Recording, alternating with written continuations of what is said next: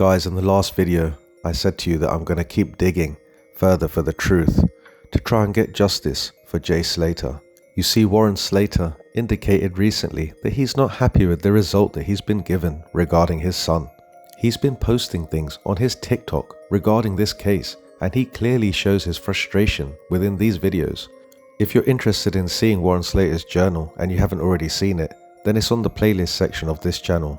So in regards to this digging that I've been doing to try and find the truth, it seems clear to me that Racheal Hargreaves and Brad Hargreaves have been lying to us all along. Both of their stories are not matching up at all. Seems like mother and son have been trying to fool us all along. We've been told that Jay Slater never knew Ayub Kasim or Rocky, or he just met them on that night. We've split up, but he's been with people we already knew. We've split up, but he's been with people we already knew. Here's the first lie. Already, we've barely got into the video and he's already started lying. He said we did split up, but Jay was with people that we already knew. Now guys, this is not a small lie. We were told that Jay never knew Ayub Kasim and Rocky, or he just met them on that night. That's why the headline said that Jay went off with two strange men. Now while the whole world is trying to figure out who these people are, Brad knew all along. And he's ended up back with them on his own. He's ended up back with them on his own. I don't know what's going on there. I don't know how or what's gone on there. Are you telling the truth, Brad, or is this another lie? Notice how he can't even look at her when he's talking about how Jay Slater ended up going back with Ayub Kasim and Rocky. And he's gone off, done what he done.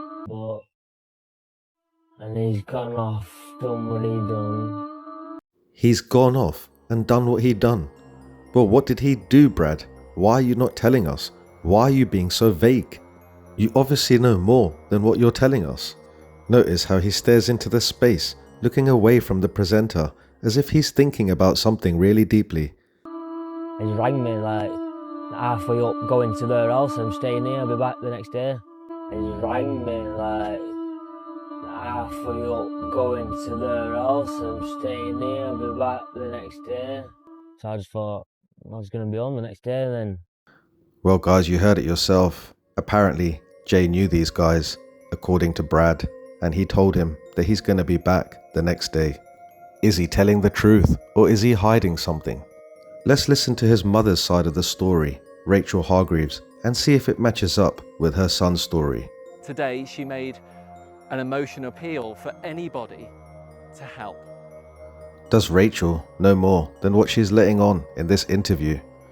Notice how the person we've just been talking about, her son, looks like he's lying through the teeth. Now, is she supporting these lies, and is she involved in the cover-up? It's just a nightmare. It's just an absolute living nightmare. It's like a dream. It's like it's not happening. It really is. It really is. I don't wish this on anybody. I just want my baby back.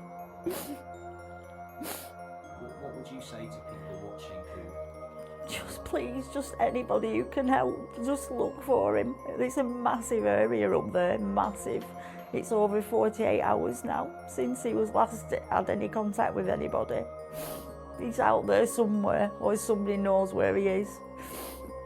We just need to find my baby. This was, I think, I read that this was his first holiday. First holiday abroad. Isn't it sad that this was Jay's first ever holiday? Well, there is something that we do know about this first holiday, and Debbie Duncan did reveal this in her interview, and she stated that Lucy Law actually invited Jay Slater to go to Tenerife to this festival. Now Lucy Law was apparently the last person to speak to Jay Slater. Now has she been telling the truth, or is she working with Brad to cover something up? Saving up, looking so forward to this event. 3-day DJs from everywhere, absolutely buzzing about it. 3 days, third day into the NRG festival, and this has happened. So this was a trip he was really looking Yeah. forward to taking. Yeah. And you were happy for him to go. I mean, he was I would loving that he would go in and saying you'll love it, you'll come back, you'll want to go again, you want to go to all these other different events everywhere. Now I just wish I hadn't encouraged him to go. I should have said don't go to Tenerife. Isn't it sad in hindsight when we look back on things, how we could have done things differently? But that would entail us having powers to predict the future. I do feel sorry for Debbie Duncan, and there's no way that she could have known that this was going to happen to her son on his first holiday. Don't go.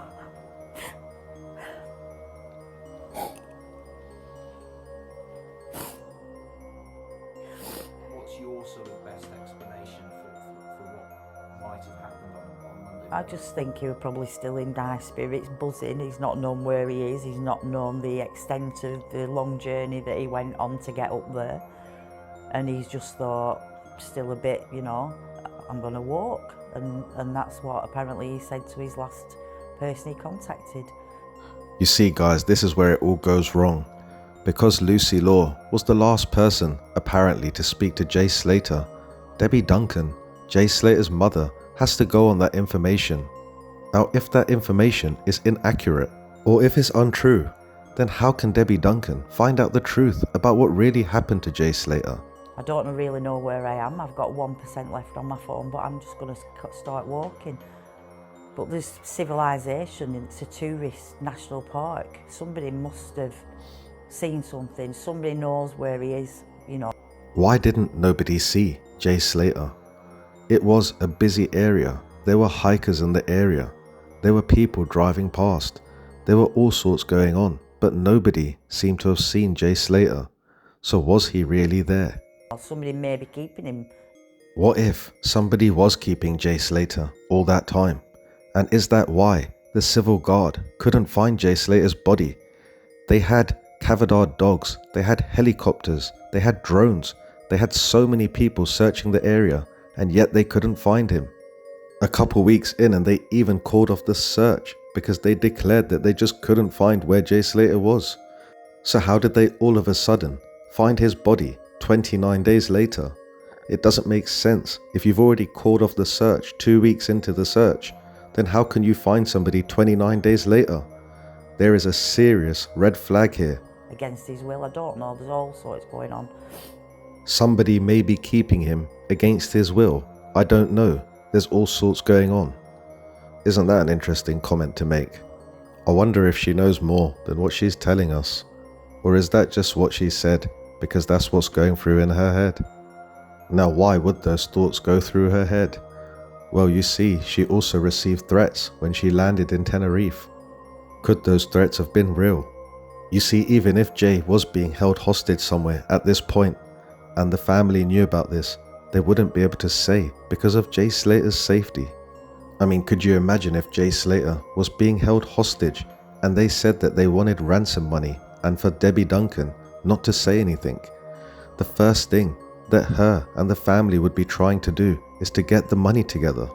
Now, this interview, along with the GoFundMe page, could be the perfect recipe to be able to get that money. Now, I'm not saying in any way that that's what's happened. I'm just discussing a possibility. In my head, honestly, it's just awful. It's just awful. He's not stupid. He's not a stupid boy. There was a main road, there's bus stops there, there was little cafes, it's a hiking route, there's people about. People must have seen him, because if they haven't seen him, somebody's taken him. It just doesn't seem to make any sense that nobody saw him. Is it possible that something happened after the festival, and that's why, when we look at the Snapchats that Jay apparently took at the Airbnb, you can't actually see his face? Is it possible that somebody else had possession of his phone and was pretending to be Jay and pretending to be at the Airbnb? You see, when we go back to the facts of this case, the last time that you can actually really see Jay Slater is in the CCTV from the nightclub. Now, there has been no other CCTV that's captured Jay Slater after that. So, is it possible that something happened when they left the club? I don't know. I really don't know. I don't know. I just want him home. Just please, just. For a moment there, I thought she was going to say, please let him go. Just anyone that can just help. Just anyone. Please. I just wondered if I could ask you what's he like? He's just an ace person. Everyone just loves being in his company. He's the life and soul. He is. He's the life and soul. He's a beautiful boy. He's a good-looking boy. You know, he just needs to be here. He needs to be here. So are there particular questions that you need help answering, really? In case you missed that, guys, he said, are there any particular questions that you need answering? Now surely this is the best time for them to ask anything that they really need to know. Oh yeah, obviously we need to know realistically who these people are who was with. You need to know who these people are or who he was with. Well, why don't you just ask your son that? Because he obviously seems to know. He's already slipped that out in his interview. Guys, it makes me really angry when I catch people out lying so blatantly. What a load of rubbish. Let's listen again to what her son said, for those of you that missed it earlier on. We've split up, but he's been with people we already knew. Oh yeah, obviously we need to know realistically who these people are who was with. And just, I mean, you don't just disappear, do you? No, you don't, Racheal. Not unless you can do magic. So what happened to Jay Slater, and why are you not helping Debbie Duncan find out what really happened to her son? Could you imagine if you was in that position? Now guys, it's so obvious that Debbie Duncan can feel that something is not right. She's obviously leaning away from Racheal while Racheal is trying to comfort her. To me, the look on her face shows that she doesn't believe what Racheal is even telling her. Has Racheal and Lucy Law been trying to control the narrative from the beginning? And if so, why? It has been searched up there. I've been up there myself this morning. I was up first thing this morning searching his last pinned location and there's no sighting or anything. Notice Debbie's frustration. The more Racheal talks, the more Debbie seems to be getting annoyed. Like she said, it is quite busy with people, so someone must have seen him. You know, I just don't know what else to do. How about first you and Brad start getting your story straight? You see, both of you seem to be conflicting each other. Now this is not a game of Chinese whispers. You're mother and son. Things should not be getting mistranslated between just the two of you. They either knew Ayub, Kasim and Rocky, or they didn't. The fact that you had one chance to ask any question that you was dying to ask, and you asked the one question that you already knew the answer to, just shows me how suspicious that you really are, Racheal. Just. Jay, where are you, Jay? Where are you? Jay's other friend Lucy believes she was the last to speak to him. It was only like a 2-minute phone call because obviously his battery was low, so I got minimal information. I didn't know, I got a pinpoint location of where he was, but it was actually a screenshot of the location, so it wasn't a live location. So as he moved, the location didn't move. It was just a pinpoint location, which he was now there such a long time ago. So we've literally no idea now where he could be.